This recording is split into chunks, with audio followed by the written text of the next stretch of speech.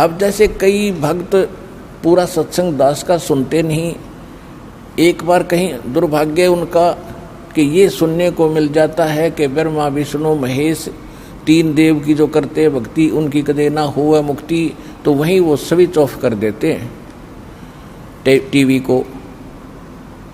तो ये उनका दुर्भाग्य है। पहले ये सुनो कि पहली बार आप सुन रहे हो कि इनकी भक्ति जो करता है वो मुक्त नहीं हो सकता, तो ये तह तक आना चाहिए कि ये जो बोलने वाला ये मूर्ख है या किस टाइप का आदमी है, ये तो सुन लो। और ना अच्छा लगे तो ठीक है भाई, अपनी जो कर रहे हो करते रहो, सुनने में भी क्या दिक्कत है। तो जिस कारण से ये क्या कह देते हैं कि रामपाल तो ब्रह्मा विष्णु महेश की भक्ति छुड़वाता है। भक्ति नहीं छुड़वाता दास, भक्ति यानी इनकी साधना नहीं छुड़वाता, इनको तुम पूज्य मानकर इष्ट मानकर पूजते हो, ये भ्रम निवारण कर रहा हूं कि ऐसा नहीं करना। जैसे संसार रूपी वृक्ष है, इसका प्रमाण मालिक ने दे दिया। अक्षर पुरुष एक पेड़ है, सरपुरुष वा की डार, तीनों देवा शाखा है, पात्र संसार। और मूल कौन है, रूट कौन है, वो जड़ कौन है जो पृथ्वी के अंदर गुप्त है, अव्यक्त है, वो प्रोक्ष है। तो वो जड़ जो है उससे सबका, उस पूरे वृक्ष का पोषण होता है। गीता अध्याय नंबर 15 के श्लोक नंबर 17 में यही निर्णय दिया है कि उत्तम पुरुष तो अन्य परमात्मा इति उद्धारते, वह केवल सबका को सुख सुख देता, परमात्मा से कहते हैं, वो दुख नहीं देता। और ये जो लोकत्रयम तीनों लोकों में अविश्य माने प्रवेश करके विभर्ति माने सबका धारण पोषण करता है, वो अव्यय ईश्वर है, वो है वो अविनाशी परमात्मा जो सबका पालन पोषण भी वही करता। तो 15वें अध्याय के प्रथम श्लोक को अब समझोगे आप। इसमें क्या बताया है कि ऊर्ध्व मूलम अधः शाखम अश्वत्थम अव्यम प्राहु, अव्यय प्राहु अव्यम, और छंदासी यस्य प्रणानी ये तम वेद से वेदवित। ऊपर को जड़ और नीचे को शाखा वाला, ये संसार रूपी अविनाशी पीपल का वृक्ष समझो। और इसके जो विभाग हैं, छंद हैं, पत्ते आदि इसके छंद विभाग हैं, इनको सभी को जो जानता है तत्व से, वो तत्वदर्शी संत है, यानी वो वेद का के तात्पर्य को जानने वाला, ज्ञान के जानने वाला। तो इससे सिद्ध हो गया कि जैसे कोई कहते हैं कि भी रामपाल तो ब्रह्मा विष्णु में इसकी पूजा छुड़वाता है, इनकी भक्ति बंद कराता है। भक्ति देखो, एक तो होती है साधना और एक होती है पूजा। जैसे हमने आम खाने हैं, आम खाने के लिए हमारे जो पूज्य हैं वो फल हैं, फल आम का जो फल लगेंगे, तो हम पौधा लाएंगे या कोई बीज बोएंगे, तो सबसे पहले बीज हम गड्ढा खोद के उसमें डालेंगे मिट्टी में, फिर उसकी सिंचाई शुरू करेंगे, फिर अंकुर निकलेगा। तो उसको हम जड़, उसकी जड़ नीचे होता है, जैसे हम कहीं नर्सरी से भी लाते हैं पौधा, तो लगा के उसको गड्ढे में, तो सिंचाई जड़ की करते हैं और शाखा ऊपर आती है। ये शाखा है ब्रह्मा विष्णु महेश तीनों शाखा, और हम फिर पात रूप में हैं। तो मूल रूप में पूजा करनी है, तो इष्ट रूप में पूजा करनी है मूल की, और मूल मालिक कौन है, वो परम अक्षर ब्रह्म है। ऊपर को जड़ है, जिसकी जड़ रूपी जो भगवान है वो है हमारा पूज्य। तो हमने उस इष्ट की पूजा करनी पड़ेगी। गीता अध्याय नंबर 3 के श्लोक 10 से लेकर 15 में एक निर्णायक ज्ञान दिया है। कहते प्रजापति ने सबसे पहले प्रजा को उत्पन्न करके ये कहा था कि तुम धार्मिक अनुष्ठान शास्त्र अनुकूल विधि से भक्ति करके इन देवताओं को उन्नत करो, और ये बड़े हुए देवता तुम्हें उन्नत करेंगे, तुम्हें फल देंगे। और जो ऐसा नहीं करता तो वो तो अपराधी व्यक्ति है, जो दान धर्म नहीं करता, भगवान ने उसको दे रखा है, उसमें से दो दान नहीं करता, वो चोर है भगवान का।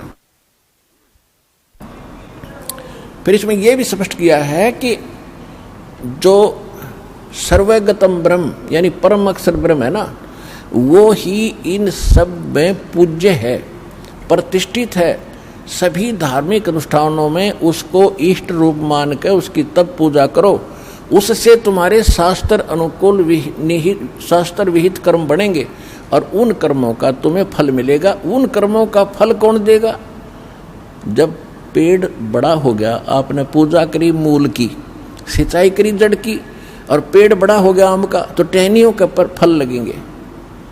तो इसमें यह कहा कि ये देवता फिर तुम्हें बिना मांगे वांछित फल दिया करेंगे। तुम पूजा करो मूल की, जड़ की, यानी शास्त्र अनुकूल साधना करने से आपके भक्ति कर्म सही बनेंगे। तो इससे सिद्ध हो गया कि दास इनकी पूजा नहीं छुड़वाता, इनकी साधना नहीं छुड़वाता। अब कोई मूर्ख कहेगा कि बेटा नहीं काट दो पेड़ की, जड़ जड़ में पूजते रहो ये कोई हो सकता है?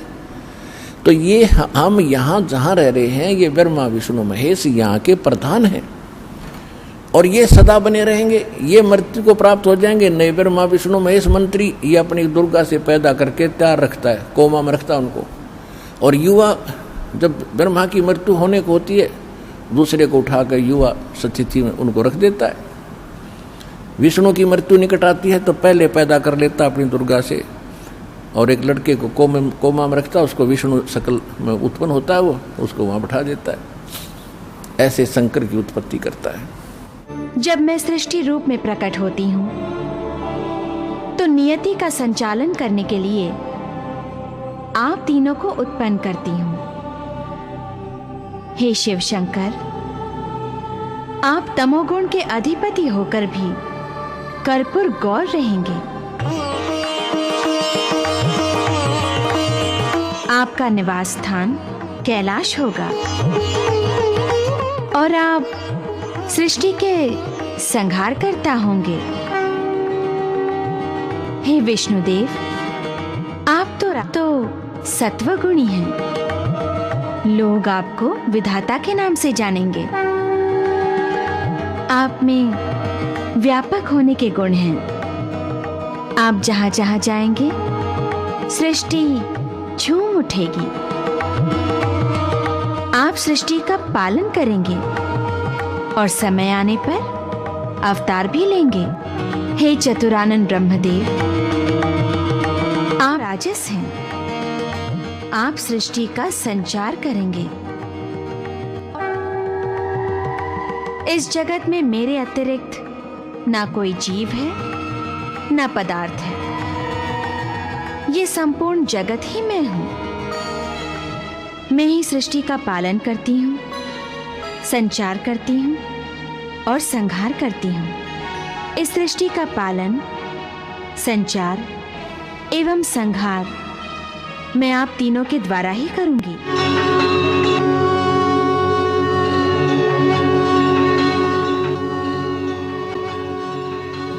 हे ब्रह्मा, हे विष्णु, हे महेश, जब सृष्टि का उद्भव होना होता है तब मैं अपने आप को 3 रूपों में प्रकट करता हूं और वो तीनों रूप तुम ही हो। तुम तीनों मेरे ही रूप हो। जिस प्रकार बिना धागे के वस्त्र नहीं बनता, बिना बीज के वृक्ष की कल्पना नहीं की जा सकती, उसी प्रकार बिना त्रिगुणों के सृष्टि का निर्माण नहीं होता। और तुम तीनों मेरे सत्व, रज और तम गुणों के अधिपति हो। जब सृष्टि होती है तब तुम तीनों प्रकट होते हो, और जब प्रलय होती है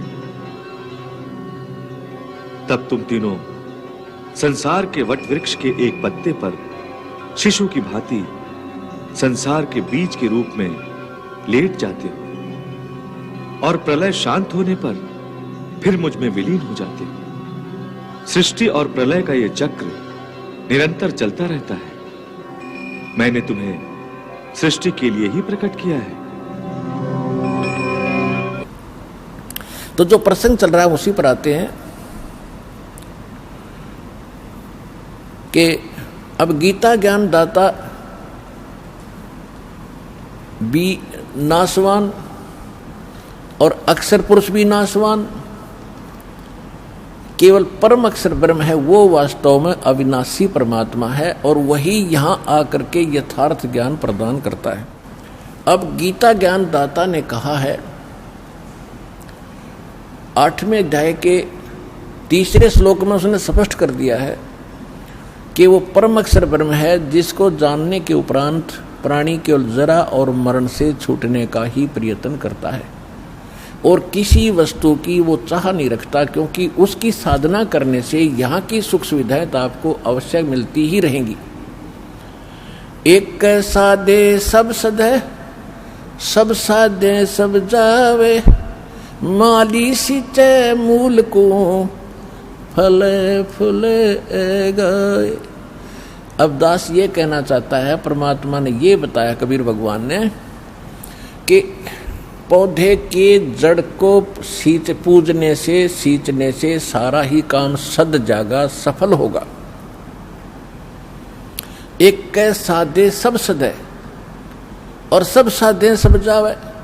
तो परमात्मा ने ये बताया था कि आप जी ब्रह्मा विष्णु महेश को इष्ट मानकर इनकी पूजा करने लगे, तुमने मूल की पूजा त्याग दी जो भगवान पूर्ण है।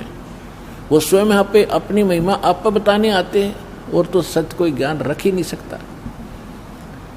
तो उन्होंने क्या बताया है कि तुम आप ऐसे करो, इन ब्रह्मा विष्णु महेश को पूज रहे हो, ऊपर को जड़ कर ली, टहनी गाड़ दी गमले में यानी गड्ढे में, तो तुम्हारा भक्ति रूपी पौधा यानी धार्मिक तो तुम्हारे शुभ संस्कार भक्ति कर्म के वो नष्ट हो गए, वो कामयाब नहीं होते, तुम्हारा जीवन नष्ट हो जाता है। जैसे टहनी गमले में गाड़ने से और मूल जड़ ऊपर करने से पौधा नष्ट हो जाता है, ऐसे आपकी शास्त्र विधि ताकर मनमाना आचरण करने से आपकी भक्ति नष्ट हो जाती है। श्रीमद् भगवद गीता अध्याय नंबर 15 के श्रीमद् भगवद गीता अध्याय नंबर 16 के श्लोक 23 और 24 में स्पष्ट किया है कि जो शास्त्र विधि को त्याग कर मनमाना आचरण करते हैं, मनमानी पूजाएं करते हैं, जो शास्त्र विहित नहीं है, शास्त्रों में वर्णित नहीं है, तो उनको न तो सुख होता है, न कोई सिद्धि प्राप्त होती है और न ही उनको परम गति होती है। और इन 3 वस्तुओं के लिए ही हम भक्ति करते हैं कि यहाँ भी हमें राहत मिले, हमारे अंदर परमात्मा की ऐसी ताकत आवे, सिद्धि आवे, ताकि हम यहाँ से चलें जब सतलोक सीधे जाएं, को रोक ना सके, हमारी गति हो। और यहाँ पर भी क्योंकि भगवान की भक्ति से हमारे अंदर सिद्धि आ जाती है, जो किसी भूत प्रेत पितर देव का कोई प्रकोप हम पर असर नहीं करता है, तो वो सिद्धि इसलिए हमारे अंदर संग्रहित रहनी चाहिए। हम उसको दुरुपयोग करते रहे, दुरुपयोग करके हम मोक्ष से वंचित हो जाते थे, तो इसलिए हमने अपना टायर पंचर करना नहीं है। कैसे करते रहे, थोड़ी बहुत कोई जंतर मंतर किया, किसी को आशीर्वाद दे दिया, किसी को बद्दुआ दे दी, तो दोनों से आपकी वो भक्ति जो सिद्धि आपके अंदर वो खत्म होने लगी। यहाँ प्रभुता तो खूब हो जाती है उन ऋषि महर्षियों की, लेकिन भविष्य उनका माइनस हो जाता है। तो यह बताया है कि जो शास्त्रानुकूल साधना करते हैं उन्हीं को सब सुख प्राप्त होता है।